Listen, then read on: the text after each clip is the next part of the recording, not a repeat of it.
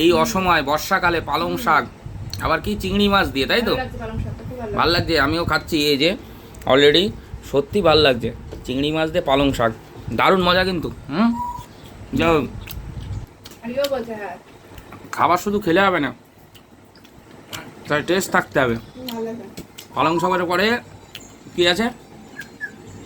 মাছের ডিম তেল। এই যে মাছের ডিম তেল, এটা আমার পাতে পড়ে গেছে অলরেডি। এই যে তারপরে আছে কি? লোটে মাছের ভর্তা। একদম একদম।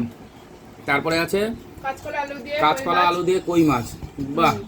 তারপরে আছে তেল কই, এই যে আমার পাতে অলরেডি রয়েছে, শুয়ে আছে বাবু সোনা। ঠিক আছে, একদম দেশি কই, পেটে ডিম ভর্তি। তারপরে আছে কাতলা মাছের কালিয়া, এই যে আমার পাতে রয়েছে, এরকম লক লক করা পেটি। ও তো খাওয়া দাওয়া সবসময় স্পেশাল হতে হবে। যতদিন বেঁচে থাকবো আমরা কিসের জন্য বাঁচি? খাওয়ার জন্য। আমরা বাঁচার জন্য খাই না, আমরা খাওয়ার জন্য বাঁচি, তাই তো?